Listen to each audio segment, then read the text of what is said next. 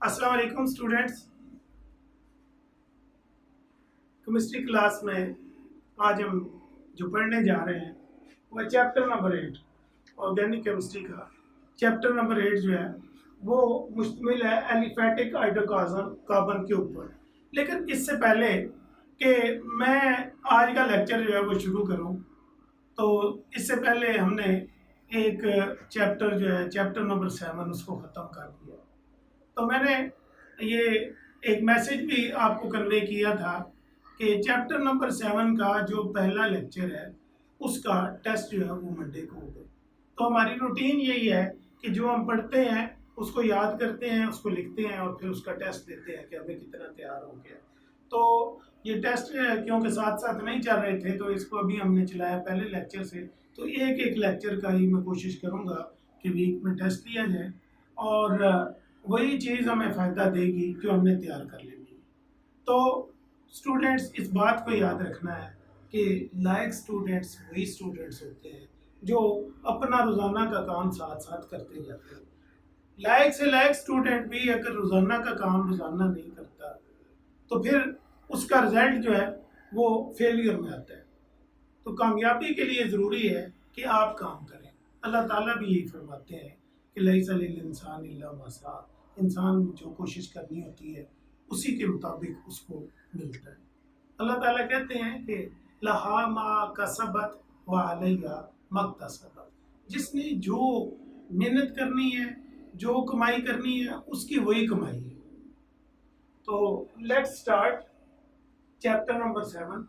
बिस्मिल्लाहिर्रहमानिर्रहीम। Aliphatic hydrocarbons. Hydrocarbon जो है ऑर्गेनिक कंपाउंड जो है, इसकी एक ऐसी क्लास है जिसका कोई भी कंपाउंड आप उठाएं वो कार्बन और हाइड्रोजन के ऊपर मुश्तमिल है। तो तब हम जो है ना इस बात को यूं कहते हैं कि organic compounds which contain hydrogen and carbon only are called hydrocarbons. अब ये हाइड्रोकार्बन्स के बेशुमार मालिक्यूल हैं due to the special feature of carbon atom, जिसको हमने कैटिनेशन बोला था। अब ये आगे कितनी किस्मों के हैं, इसकी दो मेजर किस्में हैं। पहली टाइप जो है इसकी उसको हम कहते हैं सैचुरेटेड हाइड्रोकार्बन्स।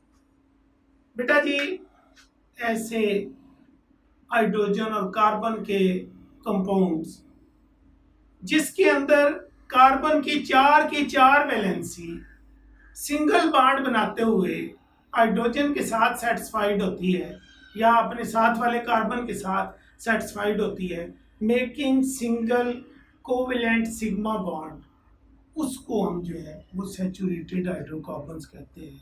इसलिए कि ये मजीद किसी हाइड्रोजन को अकोमोडेट करने लायक नहीं होता।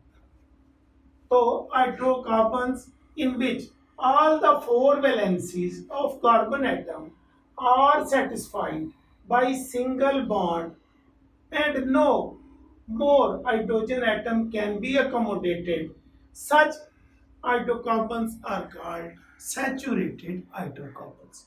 अब सैचुरेटेड कार्बन हाइड्रोकार्बन के अलावा जो दूसरी टाइप है इसकी वो है अनसैचुरेटेड हाइड्रोकार्बन्स। अनसैचुरेटेड हाइड्रोकार्बन वो होते हैं हाइड्रोजन और कार्बन से मिल करके बनने वाले ऑर्गेनिक कंपाउंड्स जिनके अंदर कार्बन की चारों वैलेंसीज जो है वो सिंगल सिग्मा कोवेलेंट बॉन्ड बना करके सेटिस्फाइड नहीं होती, बल्कि और हाइड्रोजन को अकोमोडेट करने की उनके अंदर कैपेबिलिटी होती है। उनके अंदर पाया जाता है डबल बॉन्ड और ट्रिपल बॉन्ड। इस तरह के जो हाइड्रोकार्बन्स हैं उनको हम अनसैचुरेटेड हाइड्रोकार्बन्स कहते हैं। Hydrocarbons in which all the four valencies of carbon atom are not fully satisfied,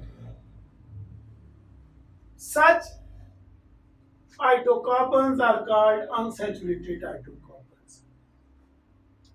unsaturated hydrocarbons जो हैं इसकी आगे फिर दो किस्में हैं। अगर तो डबल बॉन्ड मौजूद है कंपाउंड के अंदर तो उसको हम एल्कीन कहते हैं। और जिस तरह के यहाँ है सिंगल सिंगल बॉन्ड होता है तो सारे, तो फिर हम उसको एल्केन, अगर डबल बॉन्ड मौजूद है तो एल्कीन्स, अगर ट्रिपल बॉन्ड मौजूद है तो एल्काइन कहते हैं। जो कुछ अभी तक हमने देखा है उसको हम यूं भी बता सकते हैं कि हाइड्रोकार्बन्स जो हैं इनकी आगे दो किस्में होती हैं। एक ओपन चेन कंपाउंड्स जिनको ए साइक्लिक कंपाउंड हाइड्रोकार्बन हम बोलते हैं, और दूसरी उसकी टाइप है क्लोज चेन या साइक्लिक हाइड्रोकार्बन्स। ओपन चेन या ए साइक्लिक कंपाउंड जो है इसकी आगे दो किस्में हैं। एक सैचुरेटेड हाइड्रोकार्बन जो कि एल्केन कहलाते हैं, और दूसरी है जिसकी एग्जांपल हमारे पास प्रोपेन है, और दूसरे अनसैचुरेटेड हाइड्रोकार्बन्स जिसकी आगे दो किस्में हैं। डबल बॉन्ड वाले को हम एल्कीन कहते हैं और इसकी एग्जांपल है प्रोपीन, और ट्रिपल बॉन्ड वाले को हम कहते हैं एल्काइन, और इसकी एग्जांपल जो हमने कोट किया वो है प्रोपाइन। इसी तरीके से जो क्लोज चेन या साइक्लिक कंपाउंड है दो तरह के होते हैं, एलिसाइक्लिक और एरोमेटिक। एलिसाइक्लिक जो है इनको साइक्लोएल्केन्स भी बोलते हैं, और इसकी एग्जांपल हमने लिखी है साइक्लोहेक्सेन की। और एरोमेटिक कंपाउंड में हमने बेंजीन की एग्जांपल लिखी है, अल्टरनेट डबल बॉन्ड है, एक डबल फिर सिंगल फिर डबल फिर सिंगल, और क्योंकि ये ओवर द रिंग जो है ये डिस्ट्रीब्यूटेड है, और इस लिहाज से हम जो है इसको जो है वो एक रिंग की शक्ल देते हैं, और बेंजीन को इन जनरल हम यूं लिखते हैं। स्टूडेंट्स, ये था हमारा हाइड्रोकार्बन पे मुख्तसर सी बात। अब हाइड्रोकार्बन से आगे बढ़े तो नॉमेनक्लेचर, ये नॉमेनक्लेचर जो हम हाइड्रोकार्बन्स के बारे में डिस्कस करेंगे, ये नॉमेनक्लेचर जो है सारी ऑर्गेनिक केमिस्ट्री में चलेगा। सिर्फ फंक्शनल ग्रुप बदलते जाएंगे तो उसके हिसाब से हम नामों को चेंज करते हैं। बिस्मिल्लाहिर्रहमानिर्रहीम। Nomenclature, the system of naming the compounds is called nomenclature. Compound जो है उनका जो नाम रखने का काम है उसको हम नॉमेनक्लेचर कहते हैं। नॉमेनक्लेचर जो है शुरू में कोई सिस्टमैटिक नहीं था, तो उस सिस्टम को, उसको भी हमने सिस्टम बोला, कॉमन और ट्रिवियल नेमिंग सिस्टम। इसके अंदर जो है naming on the basis of, या तो उसकी हिस्ट्री के हिस्टोरिकली वो चीज कैसे हमें मिली, इसके ऊपर उसका नाम रखते हैं। जिस तरह के एग्जांपल हम दे सकते हैं कि जो मार्शी एरियाज या प्लेसेस होते थे वहां पे मीथेन गैस बनती थी, और ये मीथेन गैस जो है इसको मार्श गैस का नाम दिया गया। तो ये हिस्टोरिकली एक जो है ना बात इस तरह से बनी। इसी तरीके से किसी चीज को जो है वो हमने मेथड जो है उसके प्रेपरेशन का उसके हिसाब से नाम दे दिया, तो किसी को किसी चीज के बनाने वाले के हिसाब से नाम दे दिया। अब देखते हैं कि ये जो एसिटिक एसिड है, ये इसका नाम हमने एक लैटिन वर्ड है सीटम, जिसके मीन होते हैं विनीगार के, तो क्योंकि ये उसकी तरह का था और जब ये दरियाफ्त हुआ तो इसको एसिटिक एसिड जो है इस बैकग्राउंड की वजह से बोल दिया गया। बारबिचुरिक एसिड क्या है, इसका जो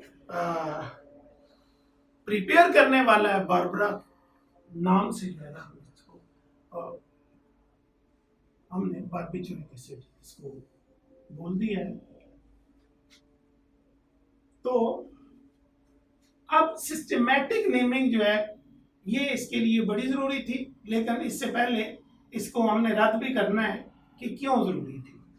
तो स्ट्रेट चेन हाइड्रोकार्बन्स को जब हम नाम दे रहे होते हैं इन जनरल, तो हमने एक और तरीका निकाला कि 1 2 3 4 5 6 कितने कार्बन एटम ऑर्गेनिक कंपाउंड में मौजूद है। जो ऑर्गेनिक कंपाउंड जो है जिसके अंदर 4 कार्बन एटम है उसको जो है ना सैचुरेटेड हाइड्रोकार्बन को हमने ब्यूटेन बोला। ब्यूट जो है वो 4 से, और ANE जो है ना नाम हमने दिया इसके लिए, एल्केन के लिए। इसी तरह से अगर इसमें डबल बॉन्ड एग्जिस्ट करे तो ENE से इसको एंड करेंगे, ब्यूटीन हो जाएगा। और अगर इसमें ट्रिपल बॉन्ड एग्जिस्ट करे तो फिर ये ब्यूटाइन हो जाएगा। और आइसोमर्स जो है उसको नाम देने के लिए हमने एन आइसो नियो के नाम जो है उनको बताया। अब इस तरह से कि अगर ब्यूटेन है स्ट्रेट चेन का तो उसको नॉर्मल ब्यूटेन के लिए एन हमने उसको जो है ना एन ब्यूटेन लिखा है। इसी तरह से अगर पहले कार्बन के साथ जो है वो डबल बॉन्ड लग जाता है तो फिर जो है इसको हमने जो है वो पहले कार्बन के साथ जो है ये मिथाइल ग्रुप लगा है तो इसको नाम आइसो का दिया है, आइसोब्यूटेन है। अगर इससे आगे कार्बन चलती तो आइसोपेंटेन, आइसो हेक्सेन या आइसोपेंटीन, आइसोब्यूटीन और इस तरह से। नियो का वर्ड जो है वो तब लगाया है जब 2 नंबर कार्बन के ऊपर 2 हमारे मिथाइल ग्रुप आ गए हैं तो हमने इसको नियो का नाम दिया। यहाँ पे नियो पेंटेन है, और अगर यहाँ पे कोई डबल बॉन्ड एग्जिस्ट करती तो नियो पेंटीन हो जाती या नियो पेंटाइन हो जाता। और आगे अगर ये सिलसिला चलता है, कार्बन एटम बढ़ते हैं, 6 हो जाते हैं, 7 हो जाते हैं, तो नियो हेक्सेन हो जाएगा, नियो हेप्टेन हो जाएगा एंड सो ऑन। तो ये छोटी सारी बात थी। इससे पहले कि हम सिस्टमैटिक नेमिंग, आयुपैक नेमिंग के ऊपर जाते तो ये जो है ना सिस्टम था नॉमेनक्लेचर का चैप्टर नंबर 8 के अंदर। मेरी दुआ है अल्लाह ताला आपके लिए इसको आसान फरमाए। ये नॉमेनक्लेचर को हमने बहुत अच्छे तरीके से पढ़ना है। जब तक हम चीज़ों के नाम नहीं आते तब तक हम चीज़ों से दूर रहते हैं। और दोस्त भी हमारे होते हैं तो उनके भी हमें नामों का पता होता है तो फिर हम उसके साथ जो है लैग से लैग अच्छी बनाते हैं। तो जो भी कंपाउंड लिखना है हमें उसका नाम लिखना है।